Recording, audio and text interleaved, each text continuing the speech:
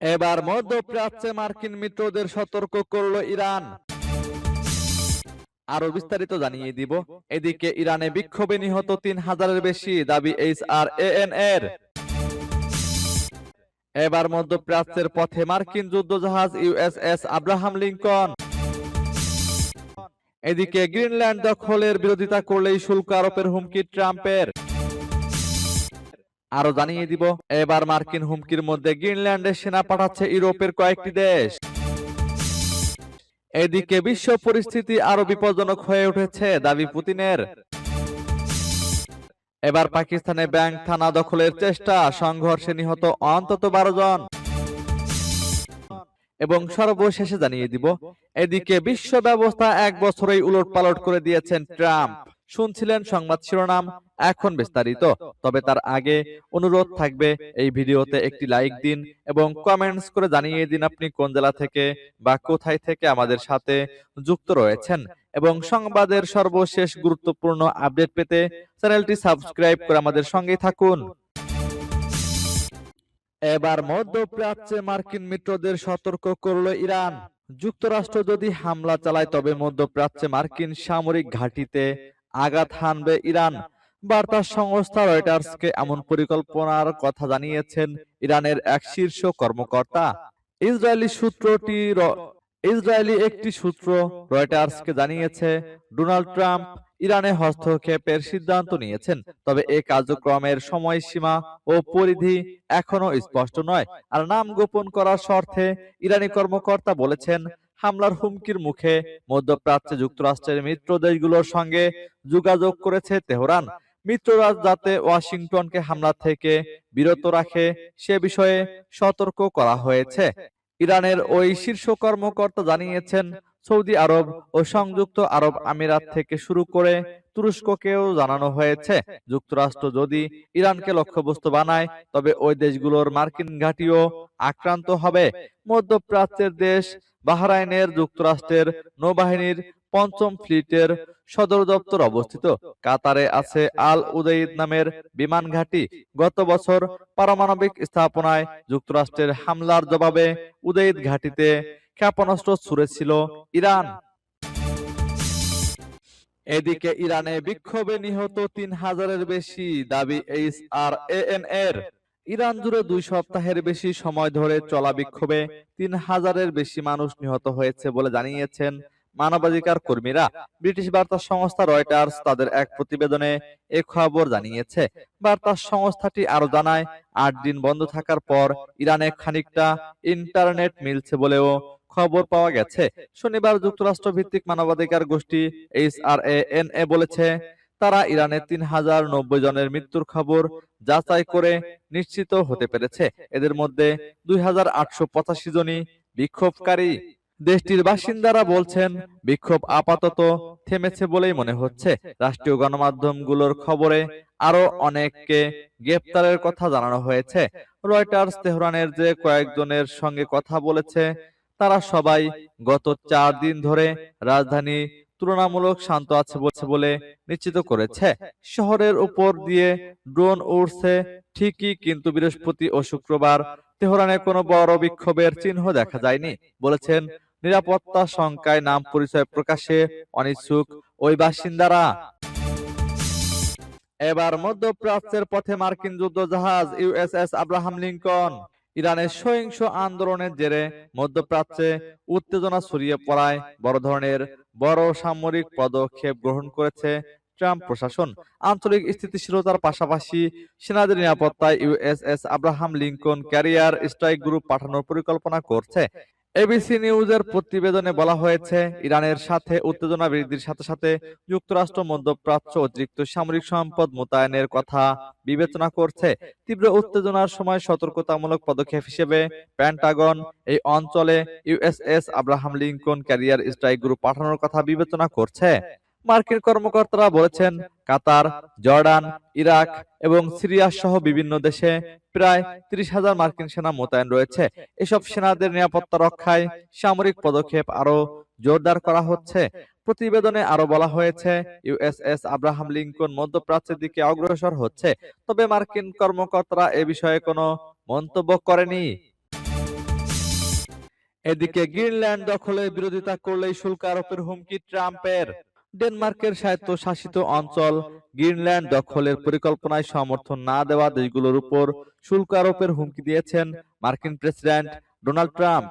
স্থানীয় সময় শুক্রবার হোয়াইট হাউসে আয়োজিত এক বৈঠকে ট্রাম্প বলেন, দেশগুলো গ্রিনল্যান্ড ইস্যুতে যুক্তরাষ্ট্রের সঙ্গে একমত না হলে তিনি তাদের উপর শুল্ক বসাতে পারে, কারণ জাতীয় নিরাপত্তার জন্য গ্রিনল্যান্ড আমাদের প্রয়োজন। তবে কোন কোন দেশের উপর এই নতুন শুল্ক আরোপ করা হতে পারে অথবা নিজের লক্ষ্য অর্জনে আমদানির উপর এমন কর বসাতে কোনো আইনি ক্ষমতা ব্যবহার করবেন সে বিষয়ে ট্রাম্প বিস্তারিত কিছু বলেননি।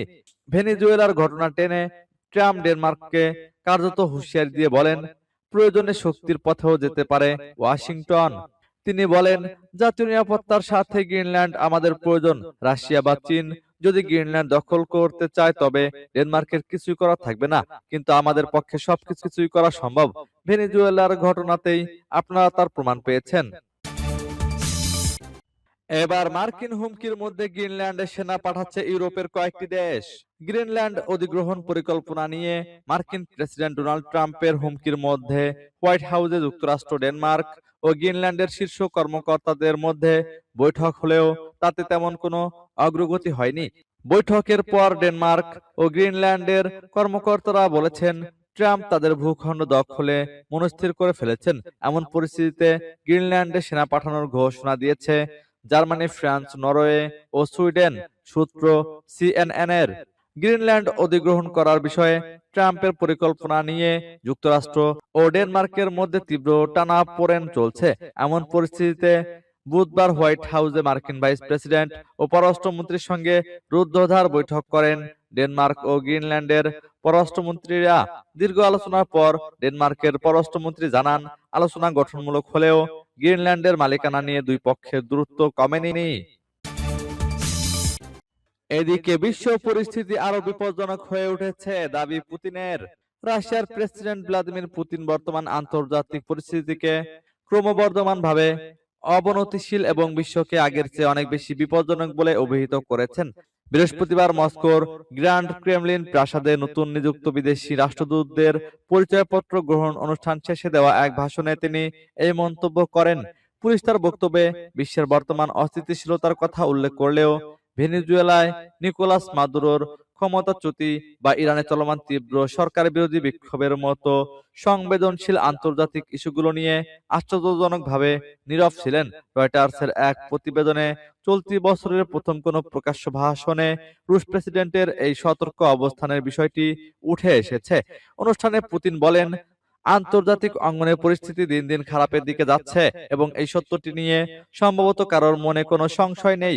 তিনি উল্লেখ করেন, বিশ্বের পুরনো সংঘাতগুলো বর্তমানে আরো তীব্রতর হচ্ছে এবং এর পাশাপাশি নতুন ও গুরুতর সব সংকটের কেন্দ্রবিন্দু তৈরি হচ্ছে। এবার পাকিস্তানে ব্যাংক ও থানা দখলের চেষ্টা, সংঘর্ষে নিহত অন্তত 12 জন।